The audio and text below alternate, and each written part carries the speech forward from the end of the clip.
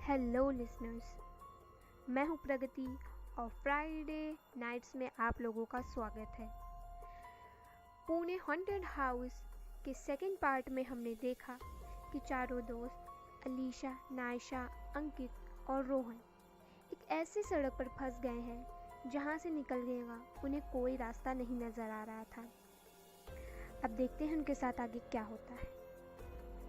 चलते रहो, रुकना मत। हम फंस गए हैं। हम कितना भी ड्राइव कर ले, हम बार बार उसी कॉटेज के सामने पहुंच जाते हैं। ऐसा लग रहा है जैसे हम किसी भूल भुलैया में फंस गए हैं। मुझे अपनी आंखों पर विश्वास नहीं हो रहा है। वो गाड़ी चलाते रहे। तुम कहाँ हो? कोई फर्क नहीं पड़ता कि वो कितनी तेज या कितनी देर से गाड़ी चला रहे हैं। वो हमेशा एक ही घर के सामने बार बार पहुंच रहे थे। मैं मरना नहीं चाहती। मुझे नहीं पता हम वापस घर जिंदा लौटेंगे या नहीं, लेकिन मैं वादा करता हूँ मैं कभी भी किसी को किसी भी डरावनी जगह जाने के लिए नहीं कहूँगा, कभी नहीं कहूँगा। मुझे तुम्हें डरपोक नहीं कहना चाहिए था नायशा। लेकिन जैसा कहते हैं, भगवान हमेशा अलग अलग तरीके से सभी की मदद करते। जैसे ही सूरज निकलने लगा, उन्हें एक आशा की किरण दिखाई देने लगी। दोस्तों, हम राजमार्ग पर पहुंचने वाले हैं।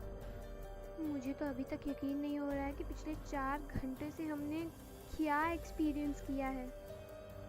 ओह, देखो वहाँ छोटा मंदिर है, ऊबड़ खाबड़ सड़क पर। ऐसा लगता है कि हम भूल भुलैया से बच गए हैं। उन्हें उनकी आंखों पर विश्वास नहीं हो रहा था। ये भी था कि वो 4 घंटे से जो अनुभव कर रहे थे वो बयां भी नहीं कर पा रहे थे। उनमें से कोई कुछ नहीं बोल रहा था।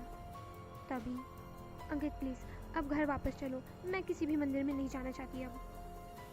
हाँ, अभी यू टर्न लो और घर वापस चलो। हाँ, तुम लोग ठीक बोल रहे हो, मुझे अभी यू टर्न लेना चाहिए। हे भगवान, अरे वो सड़क कहाँ गायब हो गई जिस पर हम गए थे? उन्होंने वहीं गाड़ी रोक दी और गाड़ी से नीचे उतर गए। हमारे साथ जो हुआ मैं उस पर यकीन नहीं कर पा रही हूँ। क्या हम सभी सपना देख रहे थे? ये सच नहीं हो सकता। एक सड़क कैसे गायब हो सकती है? एक ट्रक आ रहा है, चलो उससे उस सड़क के बारे में पूछते हैं, शायद उसे कुछ पता हो। बॉस, मैं आपसे कुछ पूछना चाहता हूँ। हाँ साहब, पूछिए। क्या आप अक्सर इस राजमार्ग से ट्रैवल करते हैं? हाँ, मैं करता हूँ साहब। तो क्या आपने कभी सीमेंट वाली सड़क देखा है जो बाईं ओर जाती है?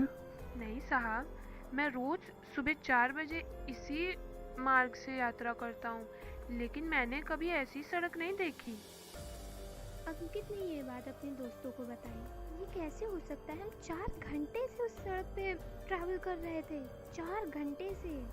रुको, उस छोटे मंदिर में जो पुजारी जा रहे हैं ना, चलो उनसे पूछते हैं। तुम लोग जाकर पूछो। मैं इतनी घबराई हुई हूँ कि मुझे कहीं जाने का मन नहीं है। रोहन, अंकित, अलीशा पुजारी के पास गए और उन्होंने सड़क के बारे में पूछताछ की। ओ पंडित जी, क्या आप वही हैं जिन्हें हमने कल रात को लिफ्ट दी थी? लगता है आप लोगों को कोई गलतफहमी हुई है। नहीं, मुझे याद है, आपने हमें एक लॉकेट भी दिया था। मुझे क्षमा करें, आप मुझे कोई और समझ रहे हैं।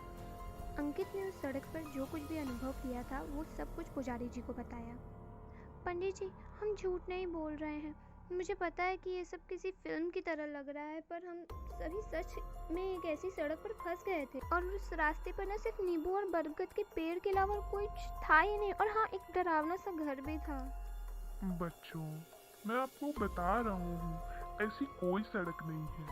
कभी कभी हॉरर के बारे में बहुत ज्यादा सोचने से आपको ऐसी ऐसी चीजें दिखाई देने लगती हैं जो कभी होती ही नहीं। ठीक है, भूल जाओ ये सब और अपने घर वापस जाओ। जब वे घर जाने लगे तो उनके पास बात करने के लिए कुछ नहीं था।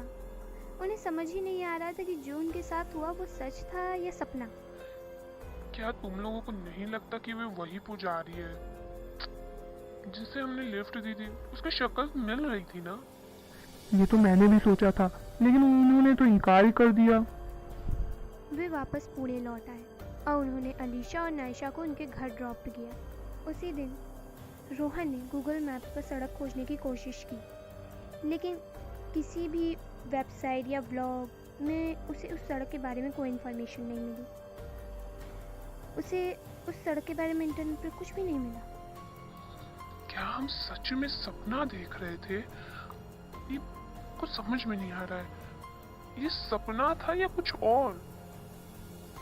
यह एक भयानक सपना था या नहीं, ये लड़कियों को जल्दी पता चलने वाला था, पर कैसे? जानिए आगे की कहानी पार्ट 4 में।